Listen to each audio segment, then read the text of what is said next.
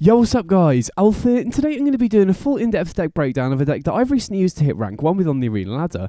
As you can see from the screenshot here, I'm currently 36 and 6 with this deck, so it's been performing really well for me.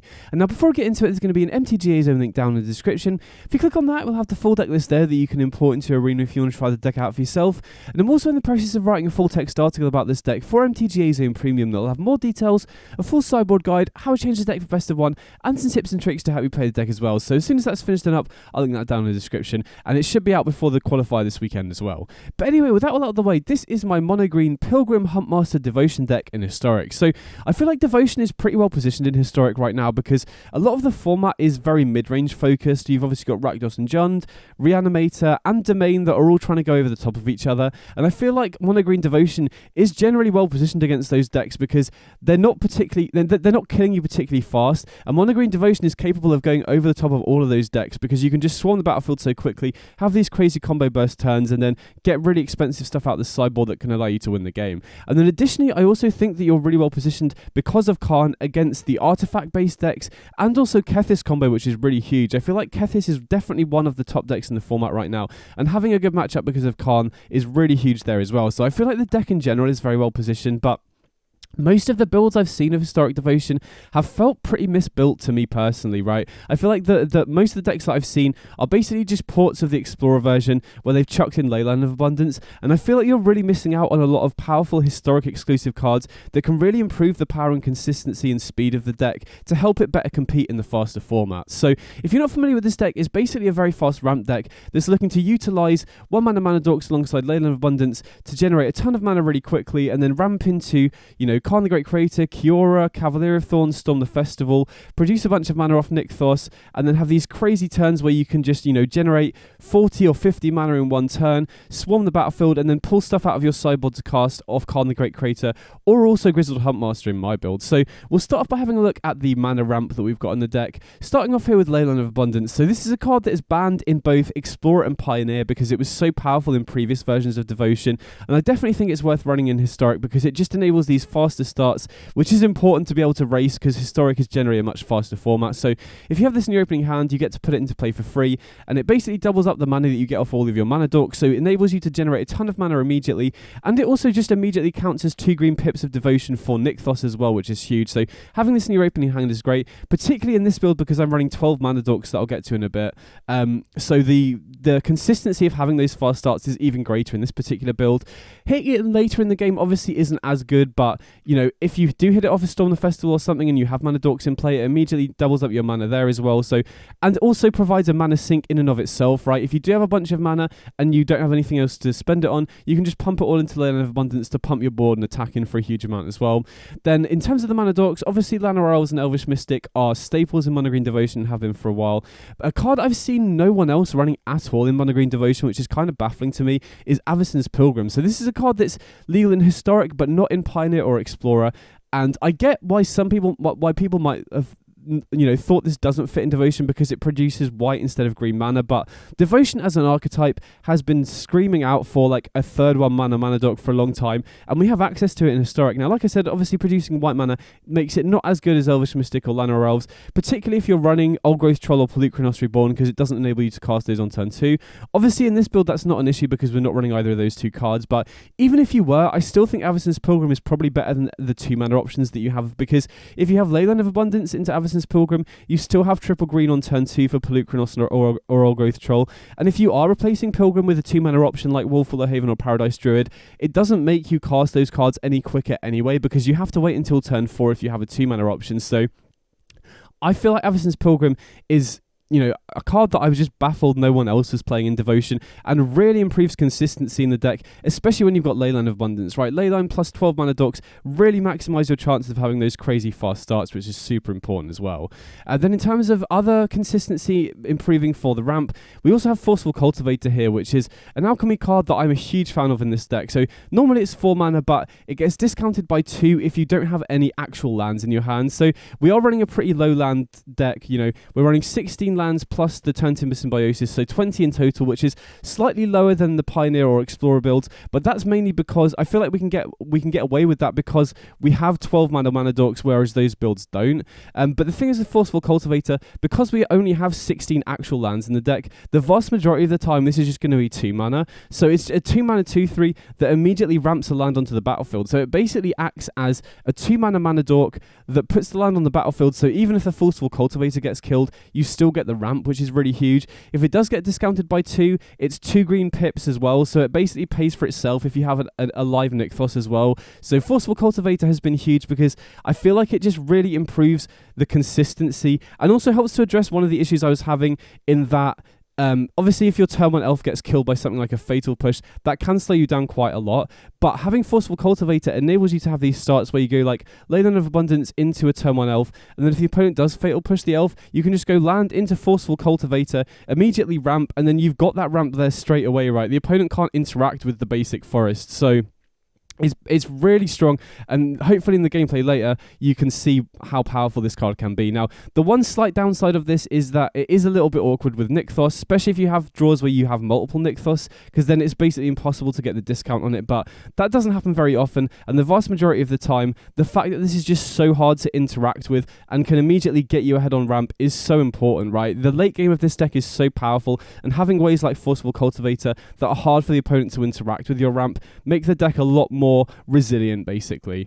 The next time we've got Kiora, which is one of the most important cards in the deck. So this is a really important card because it allows us to untap Nykthos. So if we have a bunch of green Devotion in play and we produce a ton of mana off the Nykthos, we can, use Nykthos to produce 5 or 6 mana, untap it with Kiora to produce even more, and then cast a Storm the Festival or cast a Karn, immediately pull something out the sideboard and then cast it straight away. So Kiora, really important at enabling these crazy combo turns where we can produce, sometimes 40 or 50 mana in one turn, which is crazy as well. Additionally, it also works very well with Leyline of Abundance and Mana Dorks, because the Mana Dorks, when you have Leyline of Abundance in play, produce 2, or if you have multiple Leyline of Abundance, can produce 3 or 4 mana. So you can have these crazy starts where you go Leyline of Abundance into an elf, then on turn 2, cast Kiora, use Kiora to untap the elf to then get 2 mana back immediately, and then cast something like a Grizzled Huntmaster. So Kiora being able to untap Nykthos and elves with Leyline of Abundance in play is really powerful. Even outside of that, even if you don't have either of those, you can just play this and then untap a land to just ramp it another way as well. And 7 loyalty is so high, so it's very difficult for the opponent to attack it down.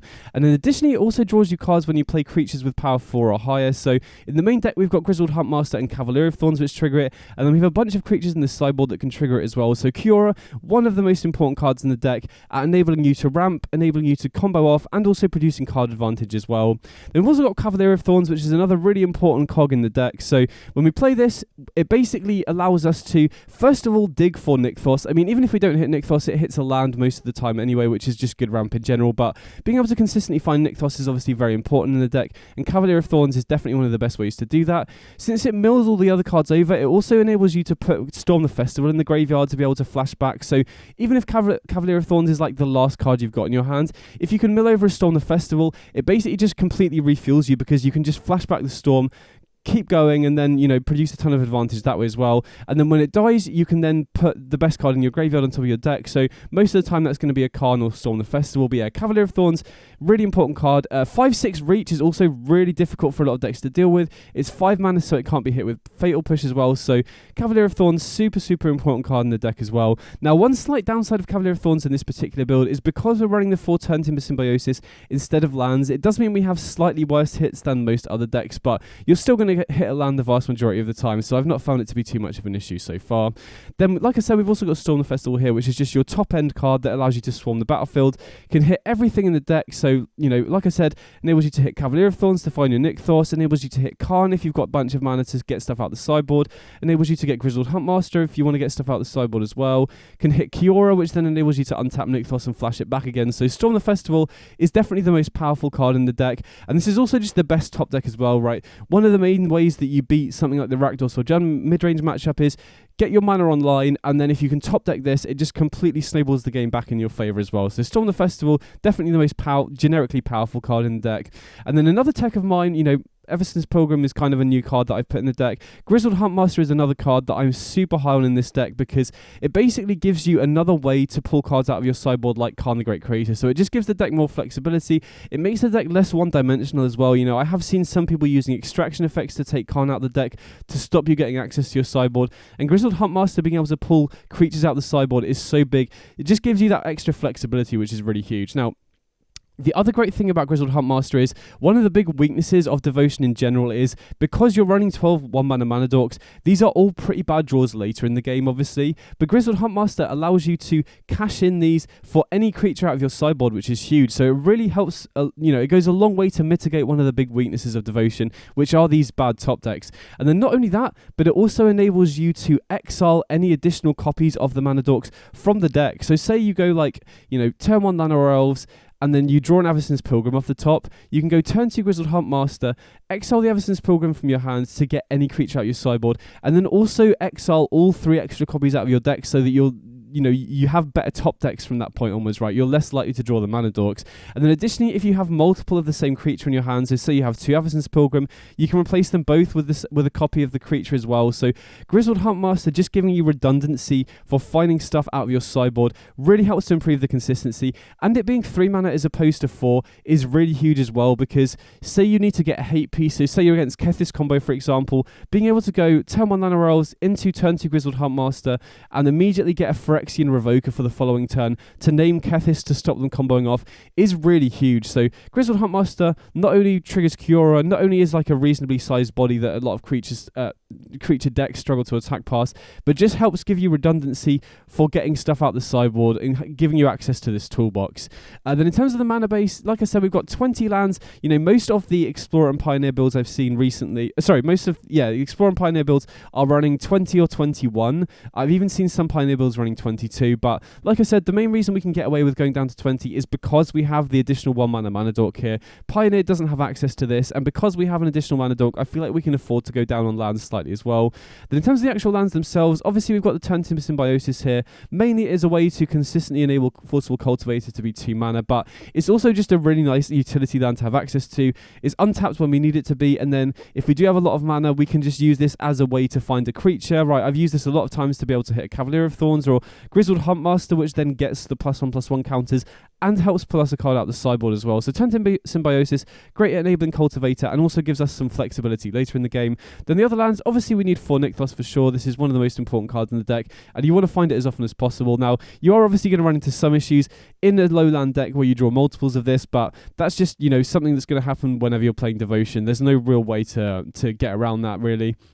And we've also got 2 Lair of the Hydra, which is a really important land to have access to because we can produce absurd amounts of mana with this deck, so being able to pump it into a creature land is really important. Also very nice at enabling us to close games out and attack down Planeswalkers as well, but I don't think you really want to be running more than 2 because it entering tap later in the game is definitely an issue. Then we've got a single copy of Beseiju. Some builds of Devotion are running 2, but I feel in a 20 land deck, you really want to avoid risking drawing 2 of these and then, having to legend rule your land, and it's just kind of a nightmare. I don't feel it's really worth running 2 in this particular build anyway. And then 9 Forest to round the mana base out. So that's the main deck. Like I said, I've been so impressed with the consistency that the 12th mana dork adds to the deck, the Forceful Cultivator adds to the deck, where it's ramp that's resilient, that also produces Devotion as well, and Huntmaster, in addition to card, just providing more redundancy for being able to pull stuff out your sideboard, really helps to improve consistency of the deck as well. So next up we'll have a look at the sideboard, and the sideboard is basically all tutored targets for the Huntmaster and Khan the Great Creator. So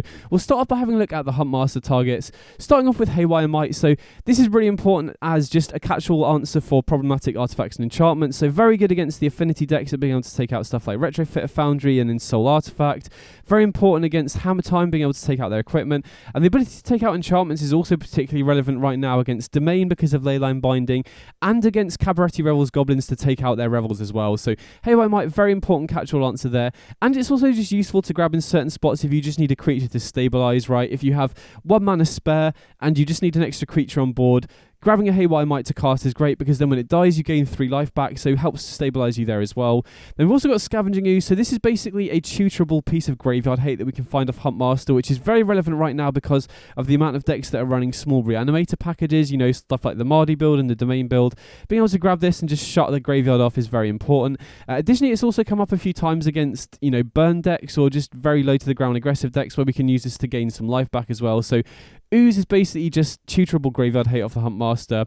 Then Phyrexian Revoker is very important in a number of matchups. As I mentioned briefly earlier, very important against Kethis combo. You know, very important to have a card that can shut off Kethis that we can grab off the Huntmaster. So against Kethis, we just grab this, name Kethis the Hidden Hand, and then that stops them from comboing until they can find an answer to it. Similarly, also good against decks like Yawgmoth, that's stopping them comboing off as well. You can also name Planeswalkers and stuff with this as well. But the main thing to note with this is that unlike Pithing Needle, this can be used to name mana abilities, which is really huge, particularly against the RG Goblins deck, because that deck is kind of difficult to interact with normally, right? Even if you grab something like a Cityscape Leveler or a Portal to Phyrexia, that's oftentimes not going to be good enough and they can still come off the following turn. Whereas being able to grab Revoker and name Skirk Prospector against that deck really shuts off their ability to combo. So having Revoker as a way to shut off Prospector gives you a real edge in that matchup as well. And then additionally, in the mirror match, I've also used this to name the opponent's mana dork sometimes. So say, for example, the opponent goes like double Leyline of Abundance into Paradise Druid.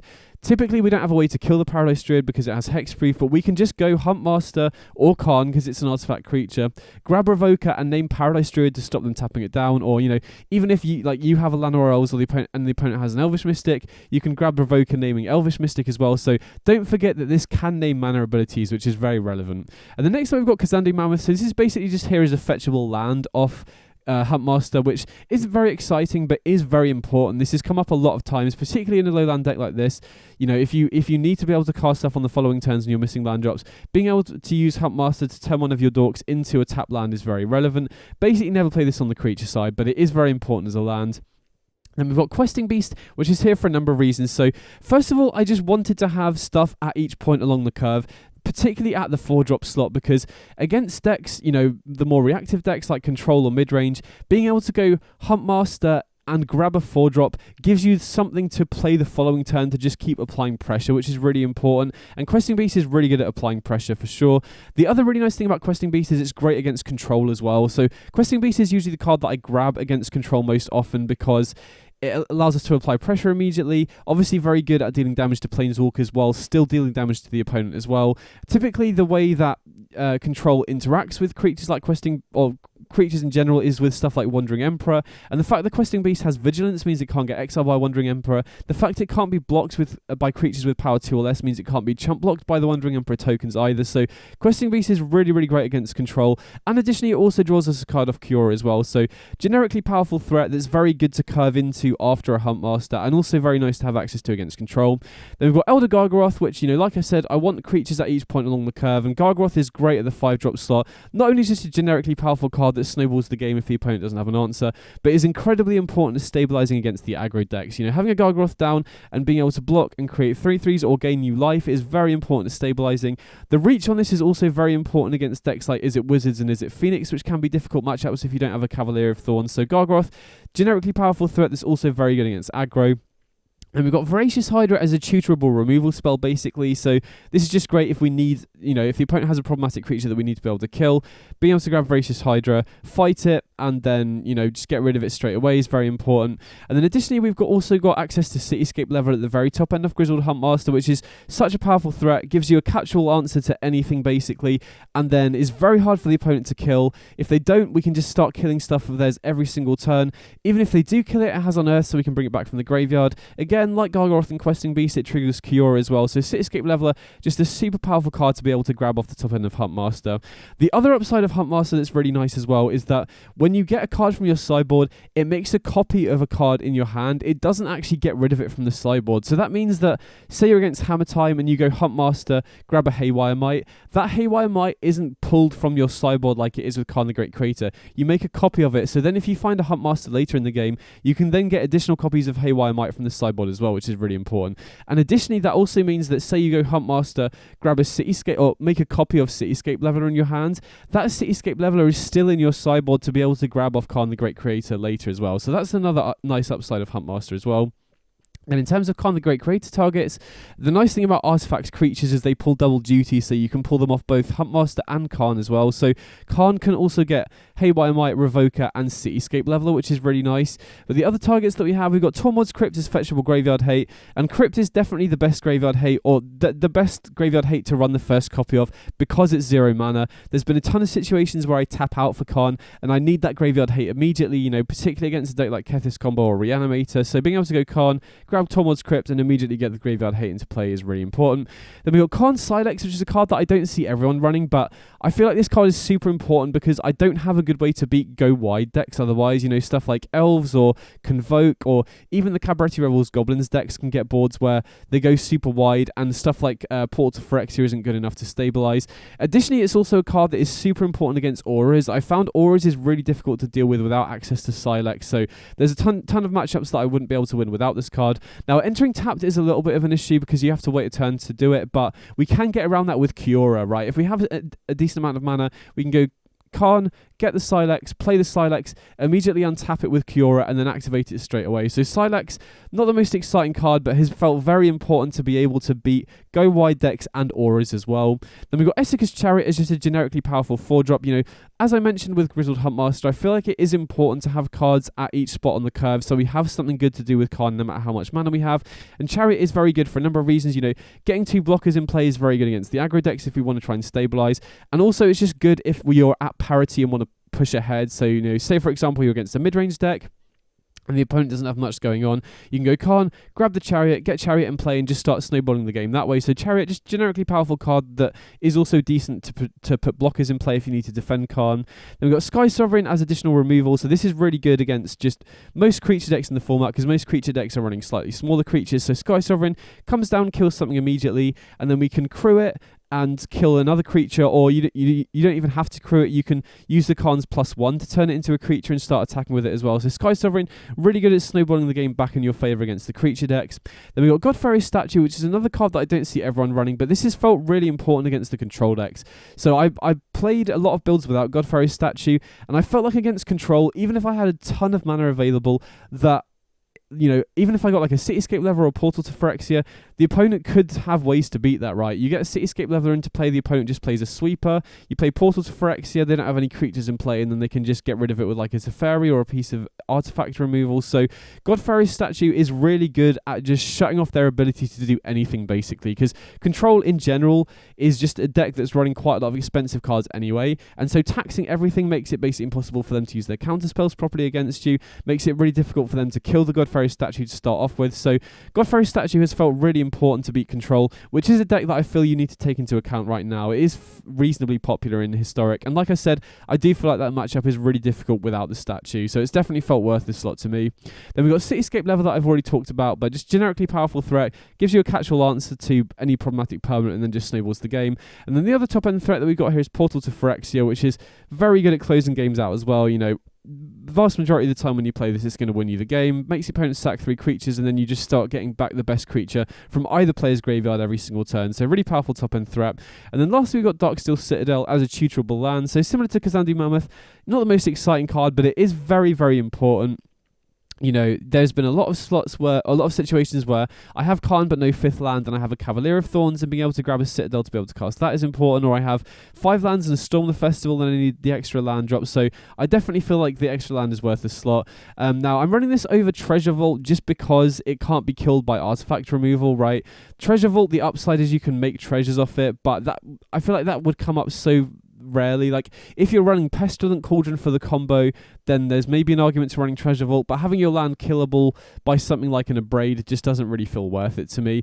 One thing I want to mention is Pestilent Cauldron, because a lot of the decks are running the combo, but with running Huntmaster and Khan, I don't really feel like we have space, and to be honest, I haven't really feel like it's necessary, to be honest. You win the vast majority of games where you get, you know, Portal or a Cityscape Leveler down anyway, so I haven't really felt like it's needed, and I don't think you can afford to run Huntmaster if you're also running the Pestilent Cauldron combo. So anyway, that's the deck. Like I said, I've been super happy with this build. I think 12 1-mana dorks makes this deck so much more consistent, as does the Forceful Cultivator, and having more redundancy for the flexibility out of the sideboard with Huntmaster and Khan the Great Creator really does improve the flexibility and overall consistency of the deck as well. Now, one thing, if you're used to playing previous builds of Mono Green Devotion, you do need to remember that oftentimes you want to keep a creature in your hand in case you draw the Huntmaster, so always bear that in mind. But overall, the deck has felt super consistent and super fast. Again, you are sometimes going to run into issues with consistency a little bit, particularly against Thoughtseize and Fatal Push decks, but this has definitely felt like the most consistent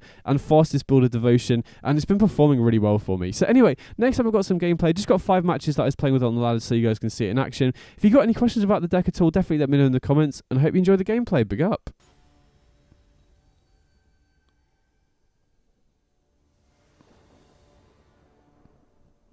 Okay, so we're on the play here. And yeah, definitely keep this. Right, we got Terminal Elvish Mystic into probably Cure, I think, on turn 2. Generally best to get that into play so that we can start drawing off the Huntmaster. Okay, opponent does have turn 1 push, which is a little bit annoying. So Gigantha and Overgrown Tomb could be a number of decks. I have to see what else they play here. But yeah, that does slow us down a little bit. Thankfully, we're on the play and we do have the 3rd land naturally. So I think we can just go either Cure or Huntmaster next turn. Depends on what the opponent plays here, I think. So it could be against Jun Midrange, could be against Jun Slimefoot, could be against Domain potentially. Okay, so we're definitely against Domain then.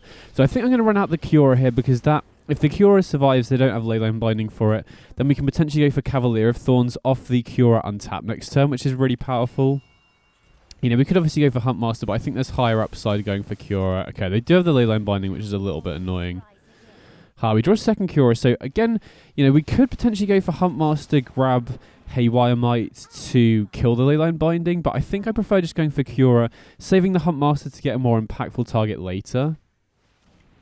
Okay, opponent goes for Fable. Very happy if they tap out here. Okay, sweet. So now we get to go for Cavalier of Thorns, and we draw a turn Timber Symbiosis. Okay, interesting. So got to weigh up whether we think the 3 life is more valuable than the 1 loyalty on Cura. I think at 17 the life shouldn't really matter, and the extra devotion on Cura could end up mattering, right? Especially because we have so many cards in hand. Okay, I'm very glad we did that now, because now since we drew Llanowar Elves, we can untap the forest and play it.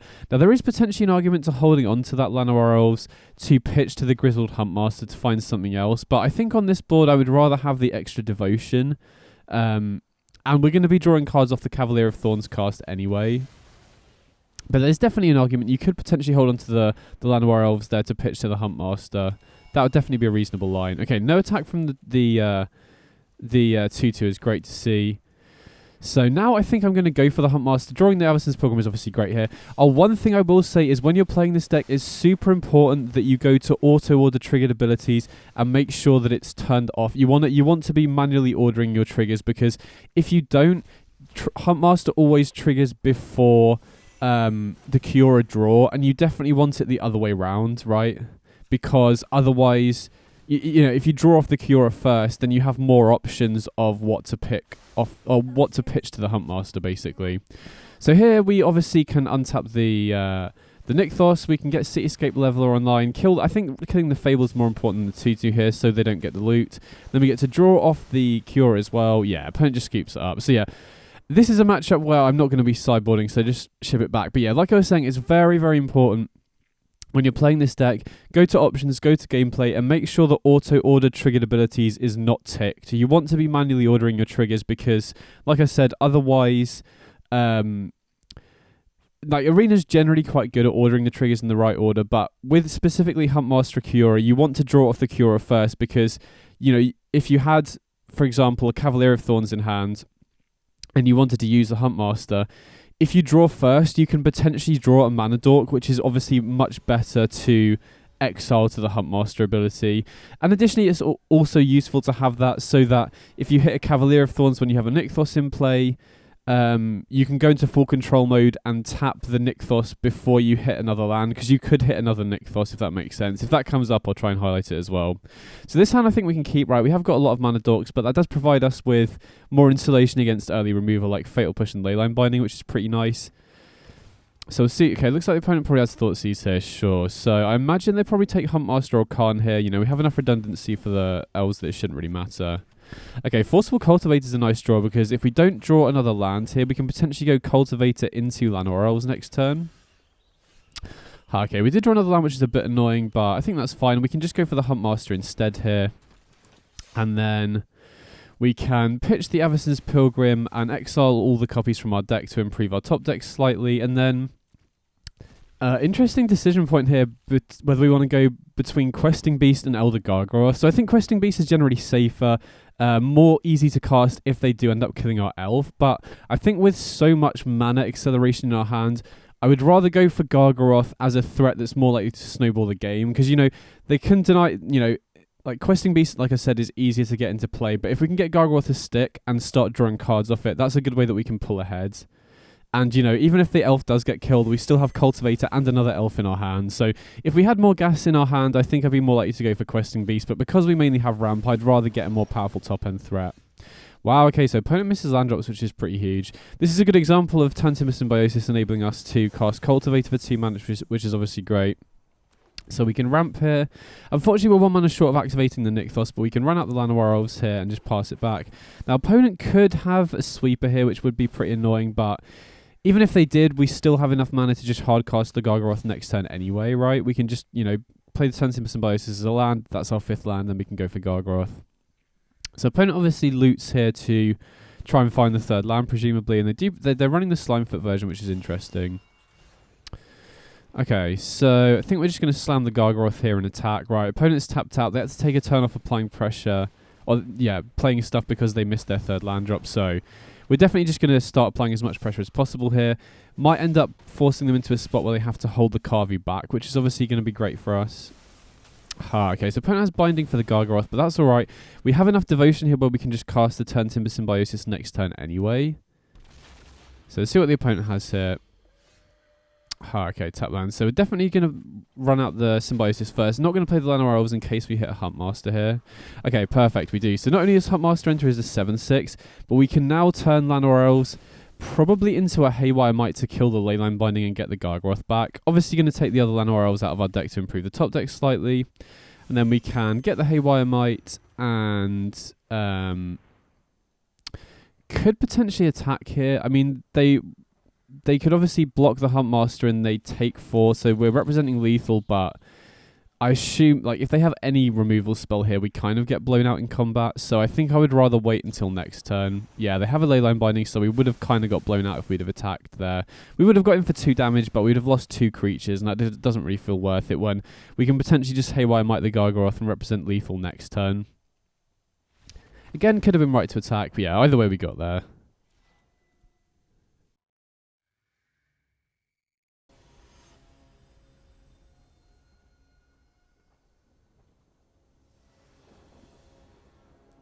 Okay, so we're on the play here, which is great.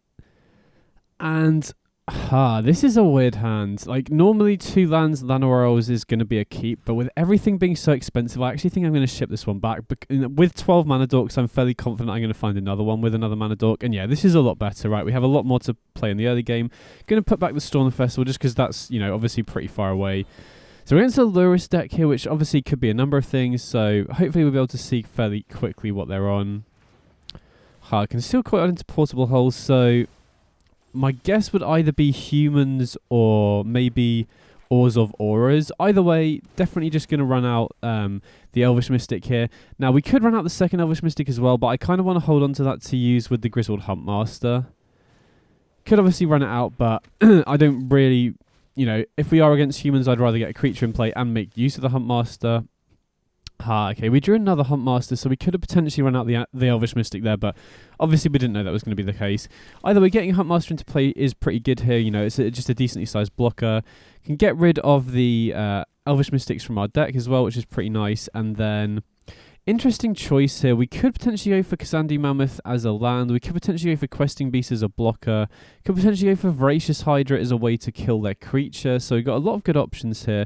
Could even think about Gargoroth if we reckon we can get to 5 mana, but yeah, this is a tough decision. I kind of think I like going for the Kazandi Mammoth as a land here. And then, you know, that opens up a lot of possibilities for next turn.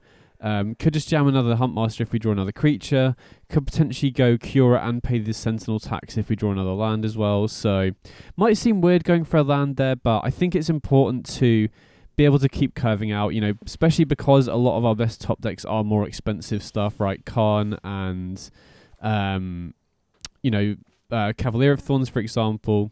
So with the opponent just putting Lurrus into hand, I'm happy to just start applying pressure here, especially with the second Huntmaster in hand. So I think now, you know, the other advantage to going for Kazandi Mammoth last turn is, since we drew another creature here, we're actually relatively close to being able to play Elder Gargaroth here as well. So without that land, it would mean we have less possibilities to grab off this second Huntmaster. So I think I'm just going to go for the Gargaroth here. If we do draw a land off the top, that's obviously ideal. We can just jam Gargaroth next turn.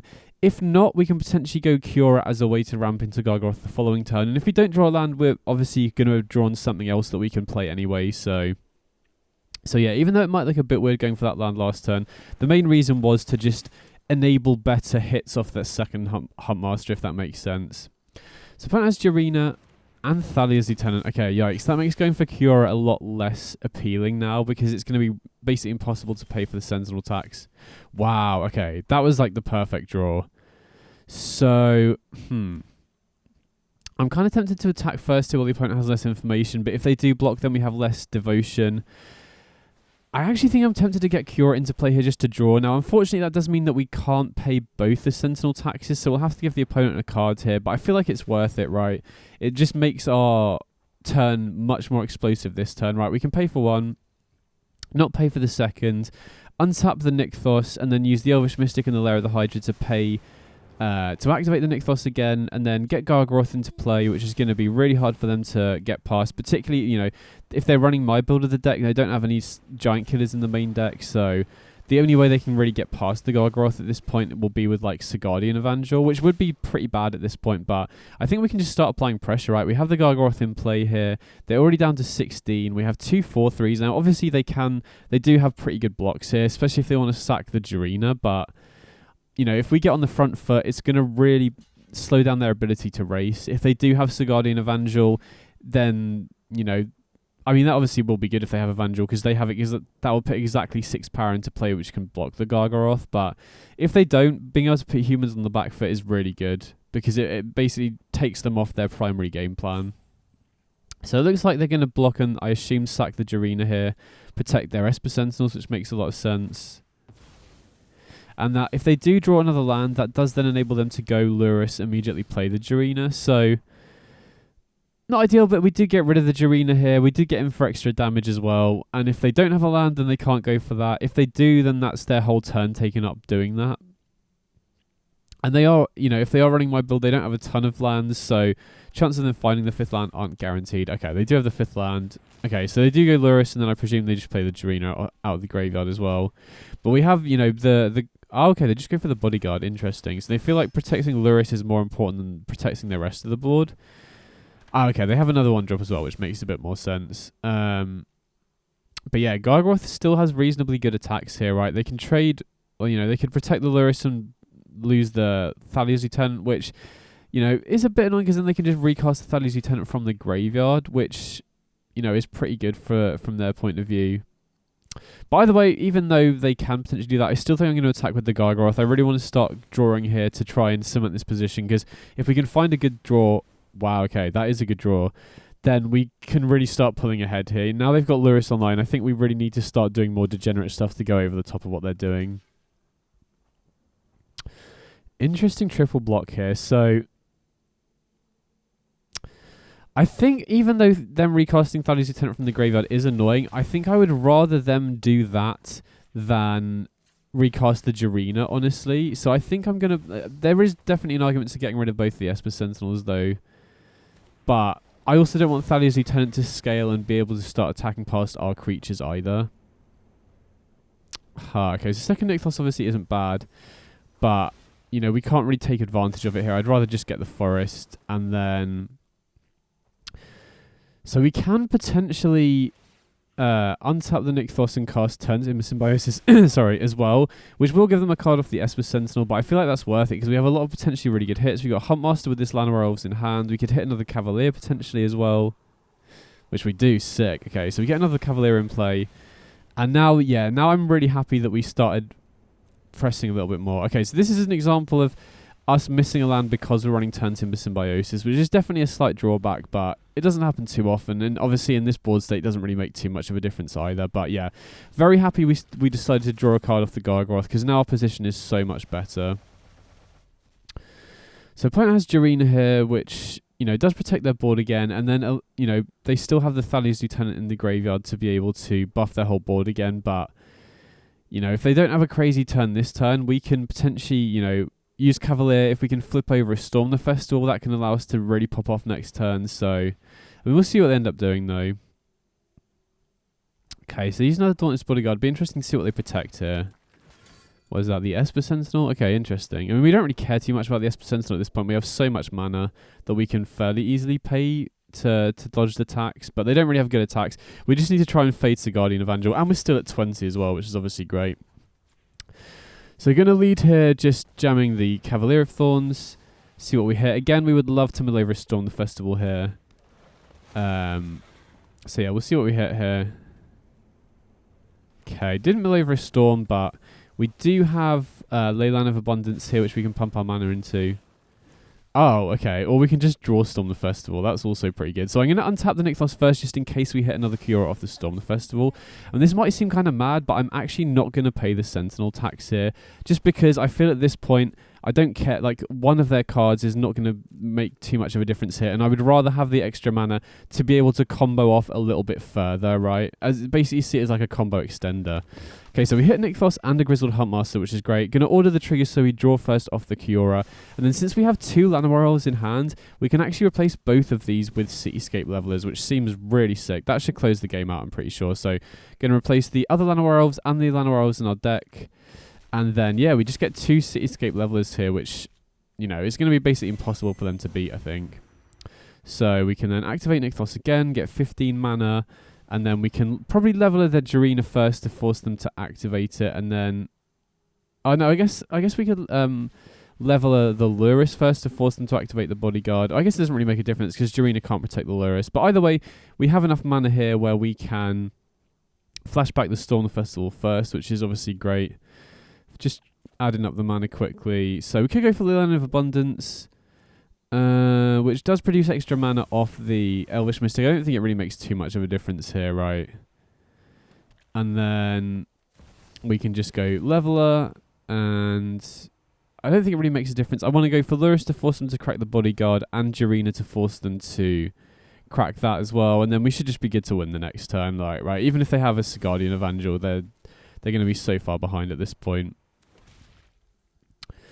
And we get to draw off the Cityscape Levelers entering the battlefield because of the Cure as well. Do need to be careful about our deck size, right? It would be really embarrassing to get this far ahead and then end up decking out, which is a possibility when you're going off with, you know, Cavalier of Thorns and milling a bunch of cards. Wow, they don't activate the Jarina, which is interesting. But yeah, either way, we should just be good to win here. I mean, we could potentially attack, but, you know, they just block, gain 3 life back. I think we'll wait. Actually, thinking about it, we probably could have attacked there. But I don't think it's going to make too much of a difference. Yeah, we probably should have attacked. We had pretty good attacks there, even if the Luris was indestructible. But yeah, we should just be good to win here, right? I can't think of any sequence. I mean, Evangel would be a good draw, but even then, I think we just win because we're getting 2 Cityscape Leveler triggers next turn anyway. So yeah, we got there. So yeah, thinking about it, I probably should have attacked that last turn, but outside of that, pretty happy with how I played. So this is a matchup where I could consider bringing out the Khan and bringing in stuff like Leveler and Gargoth and Esika's Chariot. So I do board like that in some matchups, but thinking about it, actually I think I do want Khan in this matchup. The main matchups where I really want to be doing that is, you know, stuff like Wizards, stuff like pure mono red aggro, maybe like disruptive aggro with counter spells like Merfolk. I would also board out the Khan, but in this matchup I think so much of their game plan revolves around attacking on the ground that our creatures like Grizzled Huntmaster, Cavalier of Thorns, etc. are good enough at slowing down their game plan that we can afford to still keep Khan in. Against a deck like Wizards where they have a lot of flyers, then Khan can often be too slow because, you know, if we don't have Cavalier of Thorns, we don't have any way to block their creatures. Against a deck like Burn, where they have good reach, or against a deck like Merfolk, where they have Spell Pierce and stuff, Khan is less reliable. But here, I think we can keep it in because our ground creatures are good at stopping their aggro game plan, if that makes sense. So this is obviously a mulligan. You can't keep a hand on the draw without... sometimes... Oh, wow, okay. This is this is a pretty ridiculous hand. So... I'm going to go super high upside here. If they have Portable Hole, so be it. But I don't think we're beating Portable Hole regardless with this hand. But this is potentially a turn 2 Cavalier of Thorns, which is obviously pretty insane. And, you know, they're only going to have 4 Portable Holes, so... Just got to keep their fingers crossed they haven't drawn one with this hand, I think. Okay, we didn't draw a second land, but... That's not a huge issue. And thankfully... We're reasonably well protected against Juggernaut Peddler here as well. Because if they take the Cavalier of Thorns, we can just cast the Huntmaster, replace the Juggernaut with whatever. If they take the Huntmaster, then we can just cast the Cavalier of Thorns anyway. So, okay, they don't have Portable Hole, they don't have Juggernaut Peddler, so that's completely fine. Right, we don't really mind whatever they take here. I mean, I'm trying to think which we would prefer them to take. I mean... Either way, I think it's pretty good. I'm just trying to think what we would get off the Huntmaster. Probably a Gargaroth at this point, right? Yes, they do take the Huntmaster, which makes a lot of sense. But we just get to jam Cavalier next turn, which is obviously incredibly powerful. So get Cavalier down. If we can hit a Nykthos, that would be ideal as well. If not, we can just get a Forest, and we still have a ton of mana for Khan next turn anyway. Okay, perfect. We hit a Nykthos, so... I mean, if they don't have a Portable Hole here, this is potentially... Well, how much mana do we have next turn? We have... 2, that would be 10, 12 mana.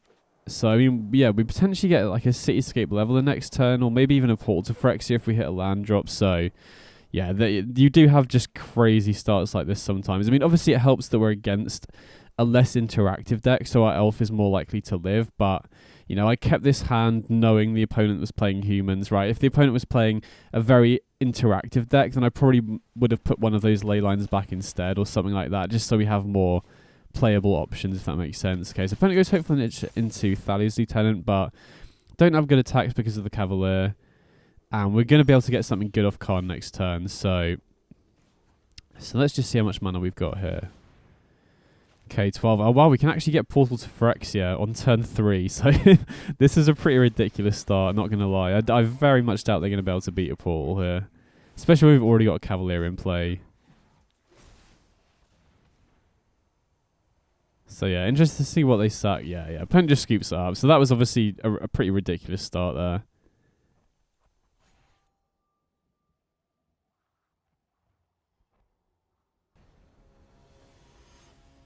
Oh, against Nerdy Steve. Shout out to Nerdy Steve. Really great streamer. Definitely go check him out on Twitch if you haven't seen him before. Yeah, be interested to see what he's playing. Either way, we're on the draw here. And yeah, I think we can keep this right. One-landers are sometimes a bit sketchy, but we've got Llanowar Elves and the Cultivator as well. Okay, Rockvale Falls. So I've seen Steve playing Cabarrus Revel's Goblins, which is what I kind of assume they're on here. But yeah, that means they've got very little interaction, if anything, in the main deck. So we can go for double Cultivator here, which is pretty mad, right? So on turn 2, we have 4 lands in play, and the Llanowar Elves is tapping for 6 mana, which is pretty crazy. Yeah, so they are playing Revels, so definitely want to use this Huntmaster to fetch a Haywire Mite here. You know, can't let them untap with Revels, because even though we have had a crazy fast start, if we let them untap with Revels, they can just win next turn. So definitely use the Huntmaster here to cash in this Elf for a Haywire Mite, get the other Elvish Mystics out of the deck to improve our top deck slightly. Grab the Haywire Mite and just take out the Revels, which should make life a lot easier. And then we can get in for 5. And then, even though we're, you know, pretty light on resources, Turn Timber Symbiosis, counting as a spell here, is pretty huge. We can just jam that next turn and try and find something else. You know, ideally like a Cavalier of Thorns. Oh, well, they have a second Revels. So that's definitely an issue. Definitely going to jam the Turn Timber Symbiosis here. Okay, perfect. We did hit a Cavalier of Thorns. Had we drawn another creature there, then I think there's definitely an argument to going for the Huntmaster to fetch another Haywire Mite. But I think we've just got to hope they don't have a crazy Revels turn now. They're not guaranteed to win when they untap with Revels, and we have got a very good board presence. So even if they end up with a big board, as long as we don't die here, I think we could potentially go off ourselves next turn. So we'll have to see. Wow, they hit Huntmaster, which is very good. Huntmaster is one of their main enablers. Yeah, they get Prospector. So I think it is possible they can win from this spot. They probably do need to get quite lucky with Huntmaster hits, but definitely a possibility. We'll have to see how they do. Wow, they sack the Huntmaster. That is a surprise. I would have thought they're... I mean, I haven't played a ton with the deck, but every time I have, keeping Huntmaster in play is very important from my experience. But I guess also having Prospector is very important as well. Either way, we can flashback the Storm the Festival here and see what we hit. We have a lot of really good hits here. Okay, we hit Kiora and Nykthos, so that does allow us to produce a ton of mana, right? We can potentially either try and risk going for Huntmaster. Oh wow, Pent just keeps it up. I mean, yeah, we could risk going for Huntmaster to try and find another Haywire Might, or we could just pump all of our mana into the ley line and attack, basically force them to block with everything. And because they don't have Huntmaster in play, they don't get anything from their creatures dying. So I think we probably just win from that point anyway, right? Pump all of our mana into the ley line, attack with everything, force a bunch of blocks. Okay, yeah, this is another great keep, right? We got ley line into Elvish Mystic, into Kiora with a couple Storm the Festivals. I mean, having said that, on the draw against Revels, it's still possible that this hand could lose. Right, especially if they have a turn 2 Revels here. Gotta hope they don't. See what they do have. Okay, no Revels, so gotta assume they don't have Revels if they didn't go for that, although they could be sandbagging it, not 100% sure. Either way, we can go for Kiora here, untap the Elvish Mystic, and then go for the Huntmaster. Now, obviously going to be very important here that we've ordered the triggers correctly, because ideally we would love to draw an elf off the top and cash that in rather than a Cavalier of Thorns, but okay, we don't draw a creature. So I would kind of like to keep this Cavalier because it is very good in general, my read is they don't have Revels, or I think they would have gone for it last turn, but I think it's safer to go for Haywire Might, right? We don't have access to another Huntmaster, we don't have access to another Khan, so I'm just going to play it safe here. Go for a Haywire Might just in case they're sandbagging the Revels or they draw one off the top, which is definitely a possibility. And even if they do draw one off the top, we have the answer here already, which is important. Unlike Khan, we can't activate Huntmaster a second time once it's in play, so I think just cashing it in now while we have the opportunity is right. Okay, very, very glad that we did then. I mean, having said that, they can still kind of go off now. Maybe they sandbagged the Revels so that they could go off this turn, which makes a lot of sense, right? And they do have access to a lot of mana here. Thankfully, they don't have the Huntmaster to get a bunch of free death triggers, but they can still cast quite a lot this turn, I imagine. Okay, there's a War Chief. Hope they don't hit a Huntmaster here. That would be kind of a disaster. Wow, they do. Okay, but they don't go off any further, right? So we've got a chance here, I think. So we can go for Storm the Festival here, which is going to be our first port of call here, right? I still think we want to try and Haywire Might the Revels, but definitely go for Storm first. Okay. So I think we need to hit the Forest because that basically gives us the mana to be able to activate the Haywire Might this turn. And we already have the Haywire Might in hand, so I don't think we need to activate the Huntmaster here. So we just go for the Haywire Might, take out the Revels, and they could still have an explosive turn next turn. But taking out the Revels is going to slow down their explosivity quite a lot. So I definitely think that's the right play. And then we should be good to have a pretty explosive turn ourselves next turn as well, right? Important thing here is to keep... Actually, I don't know. We don't even need to guarantee keep Kiora alive here, but it makes life a lot easier. It makes Storm the Festival a lot better in case we hit Nykthos off it. So opponent's going to be going off here. Just got to hope they don't have too crazy of a turn, I think. So they have the Anarchomancer, which is what they hit off the Trap Finder. Wow, they have Muxus as well. Okay, so we just got to hope they don't have a crazy Muxus hit. Because if we do get to untap, I think we got a good chance, right? This deck can produce combo-like turns itself. Okay, that wasn't too bad. I mean, that's, could have been worse for them, could have been worse for us, but we'll definitely take that for sure. And they don't really have great attacks here either, right? They probably want to attack down Kiora here, and I think I will block because if we can find a Nykthos off Storm the Festival, that's going to be a really big deal with this Kiora in play. So opponents obviously considering comboing off further, right? They do have that Matron in exile, so they could sack the Horde Masters here and just try and build up a bigger board, which could make sense because letting me untap here is very risky for them for sure. Right? Wow, okay, they're not coming off any further, which is good news for us. They attack down the Kiora. I think we'll just block here.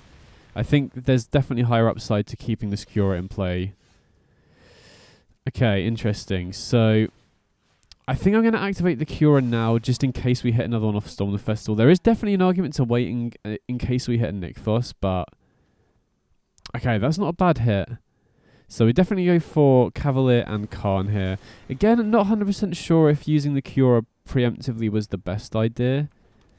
Okay, sweet. Okay. Now I don't mind because we have enough mana to activate the Nykthos anyway. You know, that was kind of informed my decision that if we do hit a Nykthos, we can already activate it because we untap the Elvish Mystic, and we would have lost a lot of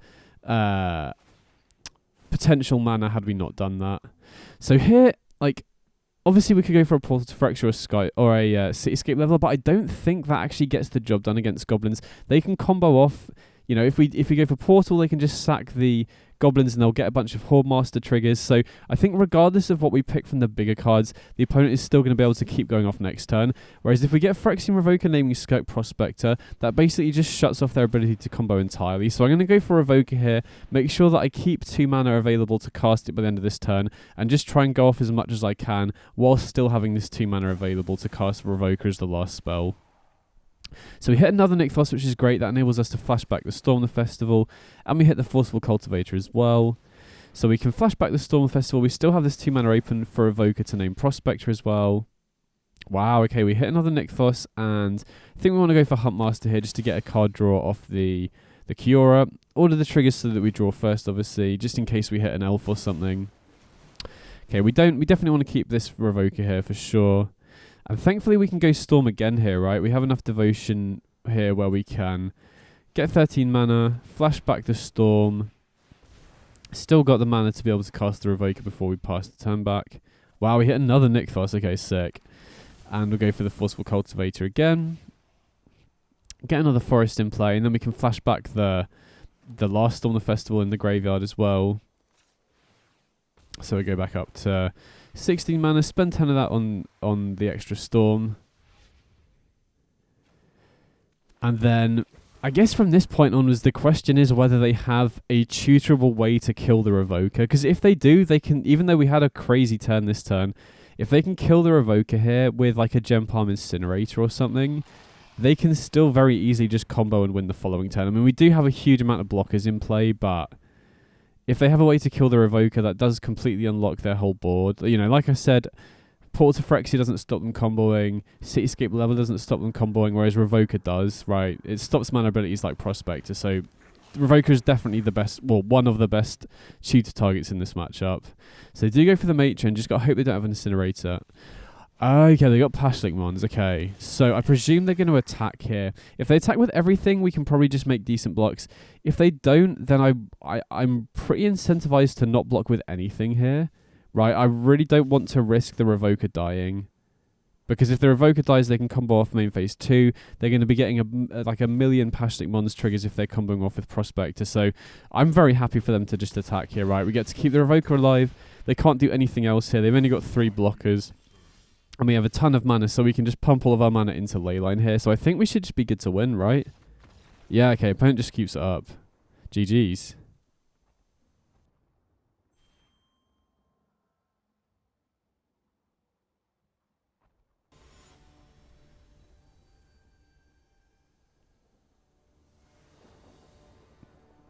Okay, so we're on the play here.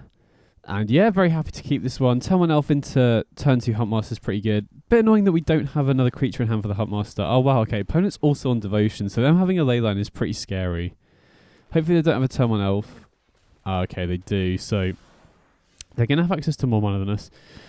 Forceful Cultivator is an interesting draw here. So we could go for the Cultivator to get ahead on lands, or we can use the Huntmaster to cash in the Cultivator for something else. We could potentially get a the Hydra to fight the Llanowar Elves, potentially. We'll have to see. Just trying to think whether we want... I think we want to keep the other Cultivators in the deck. So, interesting decision point here. We've got a few options. Like I said, we could potentially go for the Voracious Hydra to kill their Elf, to stop them getting ahead on mana. We could... I think that's probably what I'm going to go for here. You know, if they had an Elvish Mystic and we had a Llanowar Elves, we could potentially go for Revoker to name their Mana Dork as well. Okay, Invasion of Ixalan, interesting. Like, that card feels fair for consistency, but it just feels too slow on tempo for me. It feels like Mono Green Devotion, because you don't interact in the early turns, you really need to be all guns blazing in terms of speed. So I much prefer, you know, Forceful Cultivators, Mana Dorks, and then Huntmaster provides some redundancy for your top end as well. So Invasion of Ixalan is a card I did test, and I thought it was reasonable, but I think it's just too slow for what the deck wants to be doing. Thankfully, they didn't even use their Llanowar Elves, which is obviously great news for us. So we can get the Voracious Hydra in play for 1, or X equals 1, fight their Llanowar Elves to cut them off the Leyline of Abundance, and then get Avacyn's Pilgrim into play as well to get even more ramp, so that we can get something powerful off the Karn. Now, them having Llanowar Tribe is a bit annoying because we're not able to kill that straight away with the Karn, right? They can go Llanowar Tribe, and then the following turn they're going to have access to a ton of mana here, right? So I think I'm going to go Karn, and I'm kind of incentivized to go for Sky Sovereign here, I think, to try and kill the Llanowar Tribe. Now, it is going to be pretty frustrating because they are going to get... What is that? Like 3 mana off the Llanowar Tribe, plus an extra one, so they're going to have access to 7 or 8 mana next turn. Either way, definitely go for the Sky Sovereign here. I mean, annoyingly, they can also activate the Leyline of Abundance to pump the Llanowar Tribe up to a 4/4 to put it out of range of Sky Sovereign. But if they want to spend their whole turn doing that, I'm pretty happy. Oh, wow, they have Nykthos as well. Yikes. Okay, that's a bit of an issue. Okay, and they have Cavalier of Thorns. And they hit another Nykthos. Okay, so opponent's definitely pulling ahead here, which is not good. Hopefully they don't have anything else too explosive. If they have like a Storm the Festival or a Karn, it's going to be really rough here. So yeah, they have a ton of mana. They have 9. They still have an extra 4 mana off the Llanowar Tribe. Wow, okay, so they do pump up the Llanowar Tribe, so now it can't be killed by the Sky Sovereign, which is a bit annoying. Actually, that's very annoying because they're going to have huge mana for next turn. I mean, having said that, the fact they chose to pump probably means they don't have much else going on here. So how much... We don't have a ton of mana here compared to them, but we can still -2 on Karn, and... We could potentially get Revoker to name Llanowar Tribe, which I don't mind. I mean, they still have access to a ton of mana off the Nykthos, but at least it denies them 4 mana, which is a lot. So, yeah, out of the options we have, I mean... We could go for Godfarrow's Statue as well. I think I am going to go for that, to be honest, because I think if we go for Revoker, they still have like 9 mana off the Nykthos, and at least getting Godfarrow's Statue in play slows down their combo ability, right? If they go Storm the Festival into something else, everything is taxed by 2, and so hopefully that'll slow them down enough to the point where they don't have a crazy turn and we have at least a shot of recovering here on our turn. I mean, again, the fact they pumped their... Oh, wow. I was going to say, the fact they pumped their mana into Nykthos made me think they probably don't have anything that great as top end, but... So maybe they just drew that Karn for the turn. Either way, I am kind of glad that I got Godfarrow's Statue into play here because it does limit what they can get off the Karn, right? So they do have 3 mana floating, an extra 4 mana off the Llanowar Tribe. So without the Godfarrow's Statue, they could play Portals of Phyrexia here, which would have been an absolute disaster. So, I mean, again, we could have gone for... If we hadn't gone for the Statue, we probably would have gone for the Revoker instead, which would have denied them mana anyway. Wow, okay, so they go for Sky Sovereign here. What are they going to take out, I wonder? Wow, they take out the Huntmaster rather than my Karn. I mean, that's... I guess, yeah, that enables them to attack down the invasion. Okay, they're going after the Karn instead. Sure. Actually, yeah, it makes way more sense for them to Sky Sovereign the Huntmaster because they can just attack down the Karn anyway, right? So they do go for the invasion, which means they get... an extra creature in play here. They do have to pay 2 for it, which taps them out though. So, I mean, now we can play our Sky Sovereign though, right? We can go Sky Sovereign, kill their Khan, and then while our Khan is still alive, that means they can't crew their Sky Sovereign, which is a big deal, right? Then that protects our mana dorks. So we could play Cura first, but I feel like protecting our Khan here is probably more important, right? If we go for Cura into Sky Sovereign, we have no blockers back whatsoever. But so yeah, I think it is more important to be able to like at least have the option of defending Khan here, and we can also plus the Khan to turn Sky Sovereign into a 5/5. So they can't attack with the Trampler. They can obviously attack with the Cavalier, but it doesn't have Trample, so we can chump block with the Avacyn's Pilgrim if we wanted to. But yeah, opponent still has access to an absolute ton of mana here. I mean, thankfully, like I said, you know, the fact they pump their mana into the Leyline makes me think they probably don't have that much top end. I have a feeling they probably drew that Khan off the top, or they would have played it the previous turn. So I'm hoping that they just, you know, if they don't top deck well again, they might just have to pump all of their mana into Leyline. Now, pumping their mana into Leyline does mean that they can, you know, if they do attack with the Trampler, they can kill the Sky Sovereign in combat. But yeah, we'll have to see. I mean, the fact they're in the tank is probably a good sign, right? I feel if they had something like a Storm the Festival or another card, they would just jam it straight away. So I got a feeling they probably don't have too much in hand from how they've played. But they still have, you know, at least 2 Leyline activations here, which does represent a decent amount of stats. So they activate the Nykthos. Yeah, they do pump it into the Leyline, so I think my read on them not having too much top end in their hand is probably right. So they're considering attacking Calm, which makes sense, because that enables them to start crewing Sky Sovereign here.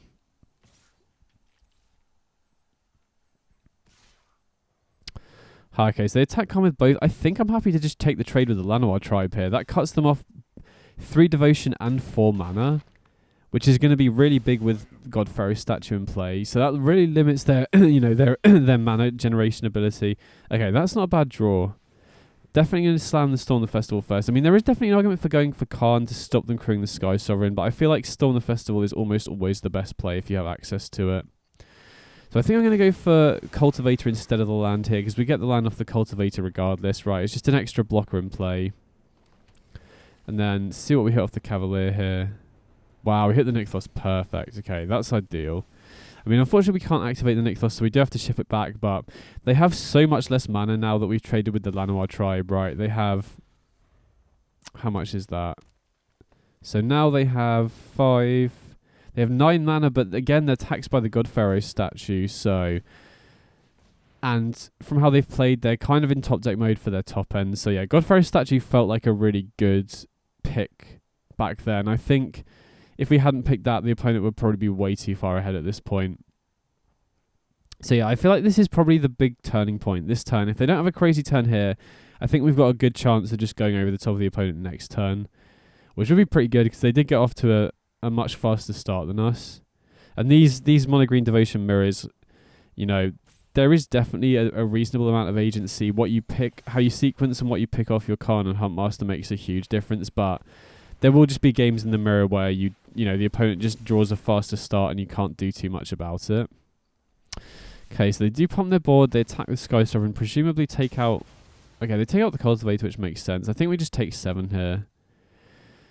You know, we could have the Cavalier die, but I feel like the devotion it's providing is really important. Okay, interesting. So I think I'll lead on activating Nykthos, playing Cura to untap the Nykthos. And then we have the option of either going Storm the Festival or Khan here. We'll have to see. I just want to check how much mana I've got. So we're going to untap the Nykthos here. So, how much mana have we got? So we've got 6, 7, 8, 9. So we've got a pretty good amount of mana. I think rather than risking it, I'm just going to go for the Khan here. Because we've got a lot of good options, right? We can go for... Well, let me just double check what they've got in their graveyard. Because I think we're probably going to go after the Cavalier this time. Let me just double check. 2, 3, 4, 5, 6, 7. So I think with the Turn-Timber Symbiosis, we can just go for Portal to Phyrexia here, right? They don't have anything great in their graveyard off the Cavalier of Thorns. We've got Karn in play, so they can't even crew the Sky Sovereign, even if they get a creature back, right? They can put another creature on top from the Cavalier, but since we have Karn in play, they can't crew the Sky Sovereign, so I think it's probably safe for us to attack here. And, you know, the Godfrey statue has also been doing chip damage throughout the course of the game, so... yeah, I think we're safe to attack, right? Obviously, being at 4 when they have a Sky Sovereign in play is kind of risky, but there's nothing that Mono Green Devotion runs that can instantly kill Karn and then enable them to crew Sky Sovereign in the same turn, I don't think. So they can play their own Cavalier, but I think they're just dead on the following turn now, right?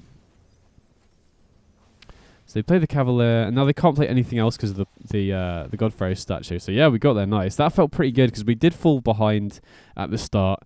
So again, not matchup where we're going to be sideboarding. And again, this can be a bit of an annoying matchup if the opponent just has a crazy fast start and you don't have any way to interact with it. But, you know, that's what you get into when you're playing a deck that's very linear in the early game. But yeah, this is definitely an interesting deck where you're not very interactive in the early game, but you can be once you get your engines online. So, okay, that's obviously a mole.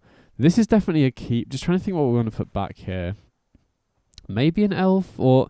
think about it, probably a Kiora, actually. I think we do want, you know, redundancy for the elves, because then we can go elf into Kiora, untap a land, and play another elf, which is pretty nice. So, lead on the Llanowar elves, and then, yeah, we can go Kiora, untap a land, into another elf. And generally, it's safer, unless you have a Leyline of Abundance and the elf is tapping for 2 mana. It's generally safer to untap a land. I mean, not in this matchup, but if the opponent's playing an interactive deck, you almost always better to untap a land, just generally safer to do. So opponent is definitely ahead on mana here, which is an issue, but we do have Nykthos and they don't, unless they're sandbagging it. So we do have quite a lot of mana ourselves next turn. Just gotta hope they don't have a crazy turn here. You know, they could potentially go Storm the Festival, which wouldn't be great. Okay, so they go for a Karn. Interesting to see what they pick off the minus here. I mean, we do have a Karn of our own as well, so... if they pick like a Sky Sovereign or something, we can shut them off from crewing it. Wow, they go for Pithing Needle. Interesting. So, are they going to name Kiora here? I mean, they don't know we have Nykthos, but...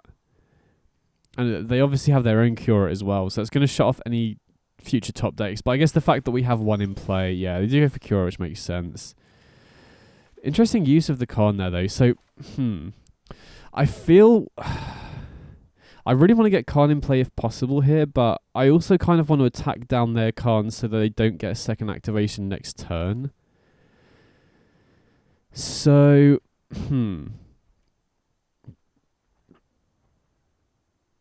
So I think I'm going to go for the Avacyn's Pilgrim and just attack Karn down to 1 loyalty here so they don't get another card off it. Because if we let them untap and then they get something like a... I don't know, if they have a Nykthos, they could go for like a Portal or a Cityscape level. That'd be really bad. Actually, no, wait, I think I misplayed that slightly. I could have gone for Leyline of Abundance, untap the Llanowar Elves with Kiora and attack.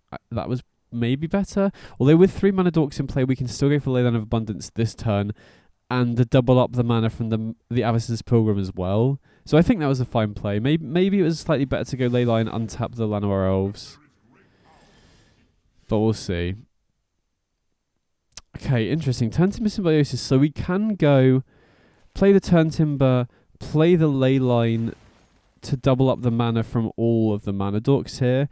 Then we could go Karn, and then we can untap one of the mana dorks off the Kiora as well. So I'm going to tap the Avacyn's Pilgrim manually here. And then... wait. Oh, no, wait. We can't use the Kiora, obviously. My bad. For a second then I thought we could because I forgot about the Pithing Needle. Either way, I'm just going to grab the Cityscape level here, I think. Because we have more than enough mana to cast it next turn. Now, obviously, we do let them get a minus off the Karn here, but, you know, if they don't generate a ton of mana, they're not going to be able to get their own Cityscape level or anything like that. So, even though they do have our Kiora on lock, I still feel pretty good about this spot because, you know, the Leyline plus the Nykthos just provides us with so much mana in this spot.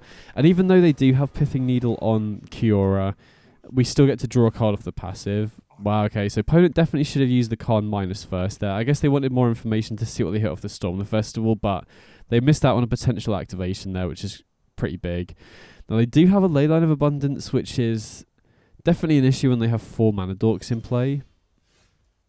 Wow, what? They didn't get anything. That must have been a misclick. I mean, I don't think it really matters. I don't think there's anything they could get here that would make a huge difference, because if they get an expensive card, we can just use the Cityscape Leveler to take out the Leyline. We could also potentially use the Cityscape Leveler to take out the Pithing Needle, but I think denying them the mana is the more important thing here, right? We can take out the Leyline. We can then attack down the Khan to make sure they don't get another activation off the -2. And then, you know, they're nowhere near flashing back the Storm the Festival because we've taken out their Leyline now, so their mana dorks are only tapping for 1 mana. And then I'm going to -2 and grab Paul for Exia here, which should hopefully lock things up next turn, right? They do still have a reasonable amount of mana, so they could have, you know, a somewhat big turn here, but with Cityscape Leveler in play and Port of Phyrexia in hand, I think we should be good. Okay, Storm the Festival is pretty good. And 2 Cavaliers is pretty good as well. So that is a decent hit from the opponent. So maybe this isn't completely over. Although they do whiff on one of the Cavaliers. They do hit a Nykthos though. But I don't think they have a way to activate it this turn, right? I don't think they played a land for the turn, but they would obviously need a second, a second mana somewhere to activate the Nykthos to flashback Storm or something. Trying to think what we have access to in our sideboard, because we obviously have this second Khan in hand to activate next turn. Cavalier's an interesting draw here. And they plus on the Pithing Needle. I guess they just want an extra blocker in play. So I think... I was trying to think how we want to sequence things here. I think I want to lead on the Cavalier first, just to get the extra devotion for Nykthos. And then we can use the Cityscape Leveler... Oh, wow, okay. I mean, so normally when I've got a Cavalier on the stack, I'd like to activate the... Hold full control and activate the Nykthos first. But maybe I should have done that in this situation, actually. Either way, I'm going to go for the Portal to Phyrexia first and see what they do here. If they don't suck the Pithing Needle, I think I'm going to use the Cityscape Leveler to destroy the Pithing Needle. And then main phase 2, that then unlocks the Kiora for us to untap Nykthos and flashback Storm the Festival. So even if they double block the Leveler with Cavalier of Thorns, I'm not too bothered about that really. Because we're going to be denying them a ton of mana here regardless, right? I assume they sack 3 mana dorks here. And then if they do double block the Cityscape Leveler, they lose 3 devotion off the Cavalier as well. So yeah, just going to attack down Khan. Going to use the Leveler to kill the Pithing Needle to get Kiora back online here. Yeah, they do double block, but that cuts them off 3 devotion for next turn. And they're stuck on 3 lands here as well, so they're really not going to have much mana going into next turn. Then Cityscape Leveler is obviously in the graveyard, so we can unearth it if we need to destroy something else. Just trying to consider my options off this second Khan here, because we could go for that instead of the Storm the Festival potentially. But yeah, we'll see what the opponent puts on top of the deck first before we decide what to do next. Okay, they put another Cavalier on top, which I guess makes sense. And then we can untap the Nykthos here. And then might as well plus the Khan first, just to get rid of one of their Power Stone tokens. Activate the Nykthos again. And then I think I'm just going to go for Khan here rather than Storm the Festival. And then probably just going to grab a Sky Sovereign, take out their Khan to stop them getting another, card off the wish board, and then just ship it back. And yeah, opponent only has access to 5 mana here, so they can play another Cavalier, but we have so much pressure in play that I very much doubt they're going to be able to recover from this. Famous last words, if they go like perfect Storm the Festival hits, they might have a chance here, but pretty unlikely, I think. Bonder's Enclave is interesting. But yeah, we got there. Nice.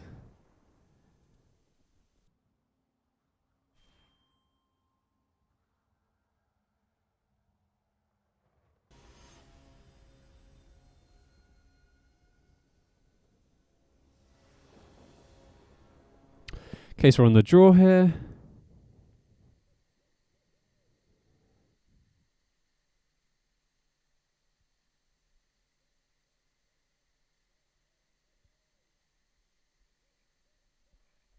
Let's see what we got. I mean, I think I have to keep this one, right? Obviously risky to keep a 1-lander, but we have 3 mana dorks, so I think it's worth keeping. Right, you know, at best, even if we miss another land, we can go Elf into 2 Avacyn's Pilgrims, which is pretty good. If we do draw the second land, then we can go Kiora into another mana dork. So, and on the draw, you know, we're fairly likely to find the second land, I think. Okay, so Blackleaf into Thoughtseize. I mean, thankfully we have redundancy for the elves, right? They can't just completely cut us off mana here. I assume they take the Kiora. Yeah, it takes the Kiora, which makes sense. Okay, Cultivator, so really hope they don't have a Fatal Push here, right? If they don't have Fatal Push, we can just jam Cultivator next turn, which is really good against Rakdos. Oh, well, they have Molten Impact, that's even worse. Hopefully we draw a land. Okay, perfect, we found the land in time, so now I'm just going to jam the Cultivator. Even though they have 3 damage floating, you know, the other option is just go double Avacyn's Pilgrim, which is super vulnerable to, you know, any removal spell, because they get the excess damage straight away. And the nice thing about Cultivator is even if they do kill it here, that land we got into play, they can't interact with, right? You know, that forest is in play, they can't do anything about it. So unlike the mana dorks, but basically it's a lot more reliable. So it's cool that we have 2 Avacyn's Pilgrims in hand here, because we can cash them both in. I mean, if we had the 5th land, I would definitely cash them both in for Elder Gargaroths here. But because we don't have the 5th land and we're not guaranteed to find it, I think I'm just going to get Questing Beasts here, right? Questing Beasts is still going to be really good against them. You know, their most problematic threat is probably Shieldred, and Questing Beasts can fairly easily trade with that. You know, none of their creatures can block it very easily. Their 2/2s can't block it. You know, their Harvesters and Shieldred and stuff don't block it and Cruciuses don't block it very easily. So we did draw the 5th land, so if I'd known that, I definitely would have gone for Gargaroth instead, but you know, Questing Beast is still going to put in work here, I think. Yeah, okay, so they do have Crucius, but again, they don't really have good attacks or blocks with this Questing Beast here, so okay, so pitch a land and pick Ambitious. Oh, okay, Khan's a pretty good draw here, because again, they don't really have great attacks. We also get to shut off their treasure. I mean, they could have Fatal Push here. If they draw a Fatal Push, that would be a little bit rough. But we could just jam the second Questing Beast instead if they do. But if they don't, we can just jam Khan here and probably manage to get Sky Sovereign as a way to kill their Crucius next turn. And then again, Khan, they don't have great attacks. They're not going to be able to trigger a Revolt to kill the Questing Beast without just sacking their Harvester. Okay, they do have Thoughtseize for the Sky Sovereign, which is a little bit annoying. But again, you know, if they want to kill the Khan here, they have to sacrifice one of their creatures at least. Okay, they choose not to. Okay, so they do have one of their 4-drops here. Oh, okay, Storm the Festival is a nice draw here. So I was going to get something else, but now we've got Storm the Festival. I'm just going to get a Darksteel Citadel so we can cast it. Okay, sick. So we can go Cavalier and probably going to go for another Huntmaster here. You know, a second Khan is fine, but we already have one in play, and we have a Questing Beast that we can tag in for something else now. You know, with the Questing Beast in play, I'm just going to swap it in. Probably for a Gargaroth at this point, I think. We're not close enough to 8 mana. Well, I mean, we are getting close to 8 mana, but there's no guarantee we're going to keep hitting land drops here. And Gargaroth, alongside Questing Beast and Cavalier, is going to be like basically impossible for them to deal with. They're already down to 4, so... And we've got their treasures on lock here as well. So I think we should just be good to win this one then. Grizzled Huntmaster put in work this game. You know, without this Questing Beast, I think it's going to be it would be a lot more difficult. So I guess we won't get to see what 4-drop they tutored or potential 5-drop off the Crucius here, which is useful information to have for sure. You know, if it's City Stalker Connoisseur or Invoke Despair, that's definitely good knowledge to have. But I'm assuming they're probably on Shieldred, because that's what the vast majority of the Rakdos deck's main deck anyway. And to be honest, you know, they probably do sideboard, or if they do have Invoke Despair or Extinction Event or something like that, it's probably more likely to be a sideboard card. So seeing their game 1 thing won't be too relevant here anyway. Okay, it is Shieldred, so at least we know what their game 1 threat is. Either way, you know, we could go for Gargaroth here, but I think just easier to fire up the lair to go for lethal.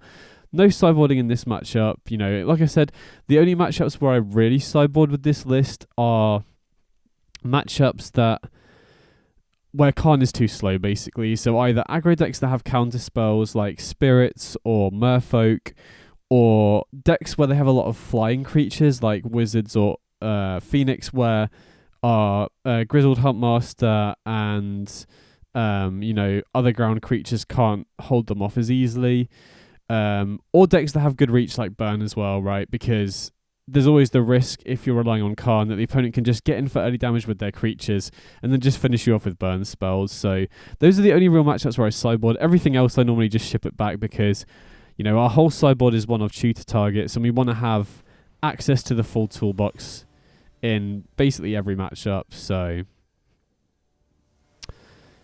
but yeah, on the draw here, this matchup against Rakdos is pretty swingy, right? It often just comes down to how their interaction lines up against you.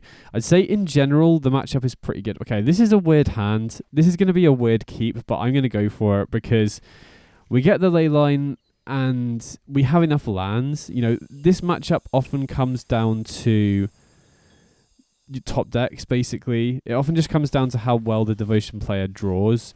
And in order to do well off the top, you need to have lands to be able to cast it. Again, there's maybe an argument to mulliganing this, but against Rakdos specifically, you really don't want to be mulling very often at all. Now, it is annoying running out this Pilgrim here, when they have a Harvester in play, but at least if they, it forces them to crack the Harvester, which takes a creature off the board. Essentially, Pilgrim is working as a removal spell for the Harvester in this situation.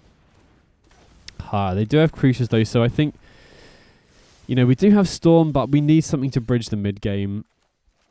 And Cavalier isn't exactly it. There's maybe an argument to going Turn-Timber Symbiosis in case they Thought Seize it, but...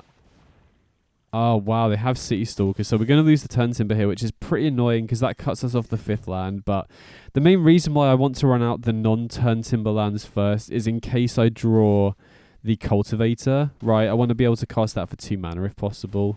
I guess at this point in the game, it doesn't really matter too much because we don't have too much else going on, but... okay, Karn's an interesting one. So now we can go Karn, we can minus and get a Darksteel Citadel here to be able to cast Cavalier next turn. So even though we didn't have the fastest early game, I think we have a decent road to recovery here, right? If we go Darksteel Citadel into Cavalier, hit a land, any land will do. But actually, no, we don't really want Nykthos. Wow, they have Slaughter Games. Okay. I don't think... Slaughter Games is kind of sketchy against Devotion in regular or other builds that I've seen. Because taking out Karn, they still have a bunch of other ways to win. But particularly against this build with Huntmaster, I think it's even less good because we still... Even if you take out the Karns, you still have access to Huntmaster. Now, I think they're probably going to go for Storm the Festival here because they know we've got one in our hand. And that is probably the card that they're most scared of us drawing at this point. But, yeah, I don't know. To be honest, I'm quite happy to see them bring in Slaughter Games because I don't think it's particularly great against us. It is obviously good against us in this spot because they do get to take out the Storm the Festival. And unlike most other extraction effects, we don't get to draw a card off that either. Thankfully, we can just go for Cavalier here, though.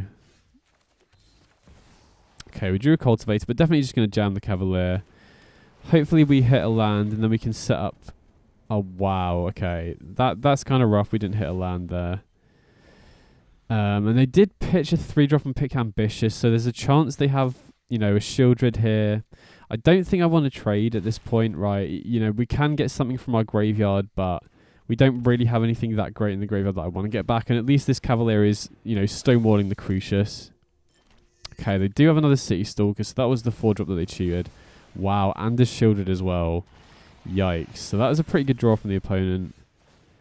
And we drew a lair. Yeah, okay. I don't think we're going to be winning this one. Bit unfortunate. So yeah, again, these sorts of matchups can just come down to who draws better, which is a little bit annoying. But I do feel like if you can start setting up any sort of, once the game goes down to a low resource stalemate, which Rakdos tries to set up, if you can get a foothold back in the game with a decent draw or two, you usually just go way over the top of what they're doing. But we, just missed out on being able to do that. Had they not had, the extra City Stalkers or something there, we would have had a reasonable chance there, I think. But going into game 3 on the play is going to be a pretty big advantage for us. You know, basically forces them to have a fatal push, right? Thoughtseize isn't as good for them when they're going second because it doesn't take out the turn 1 elf, which is obviously a big deal, particularly in our build when we have 12 turn 1 elves. And like the difference between a build with, you know, Lanarel's Elvish Mystic and Paradise Druid compared to this build which has Avacyn's Pilgrim is so big. Like how consistently you have the turn 1 elf, especially with Leyline, makes this the fast start so much more consistent from my experience.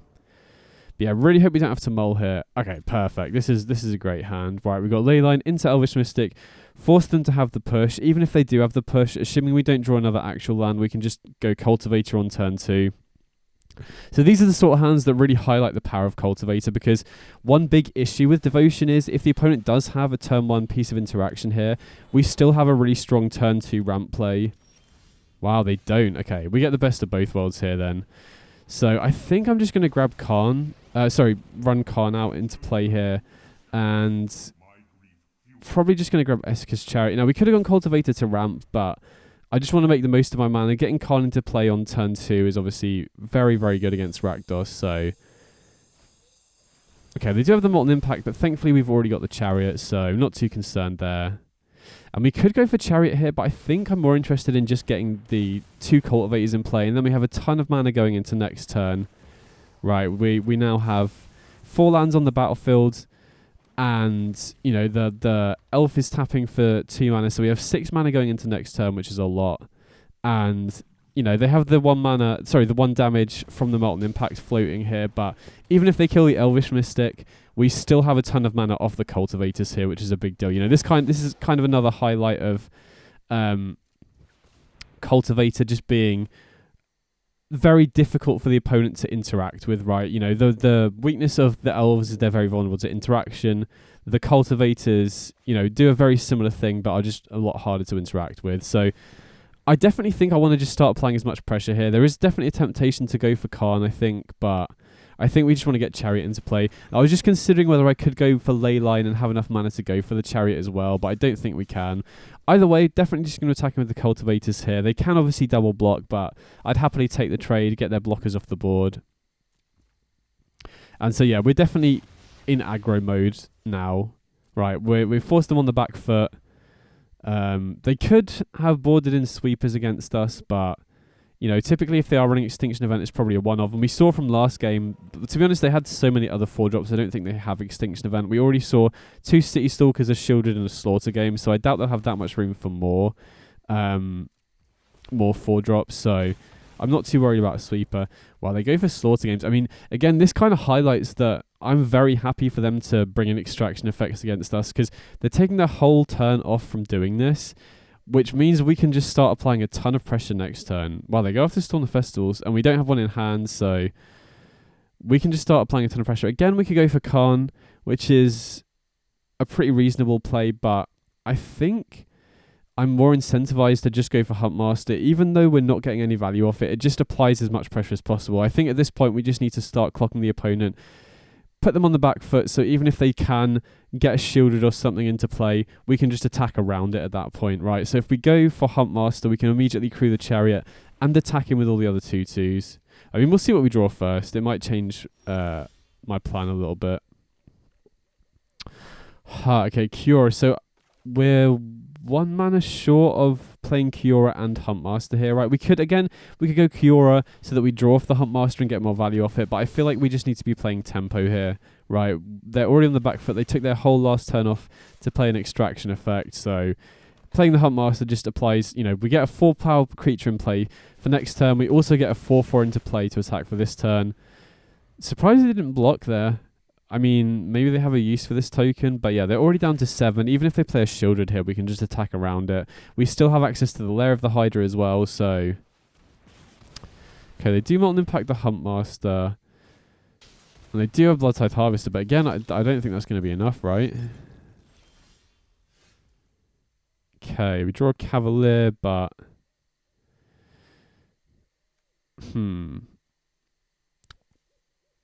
so we're definitely going to be crewing up the Chariot. I'm just trying to debate whether I want to fire up the Lair. I mean, I think we have lethal either way, right? We just crew up here. Attack. Oh, wait, I forgot to fire up the lair. Oh, that was my bad. Oh, I guess we wouldn't have guaranteed lethal, actually. We're one short of the lair, so that wasn't a punt on my part. For a second, I thought I had lethal with the lair, but I didn't. So that was fine. Now we get the Cure into play, and now next time we can go for Cavalier. And yeah, I think we should be good here, right? Unless they have a sweeper. I mean, again, they could have Brotherhood's End potentially, which would be a bit annoying, but it looks like they're probably going to escape Crocs here. Puts them down to 3 off the Pain Land. So yeah, we should be good. We can just discard the Leyline of Abundance. And then even if they have Fatal Push here, we should still be good to win, right? So just going to use the Cure to be able to play the Cavalier that we can then use to corrupt the Chariot. And yeah, even with a Fatal Push, we still win here, I think. Get a Forest into play, draw a card off the Kiora. And I'm not going to play the Avacyn's Pilgrim because that would be a target for the excess 1 damage. But yeah, it shouldn't end up mattering. Just going to attack with everything here. Make a copy of the 2/2. And that should do it. Sweet, yeah, we got there, nice.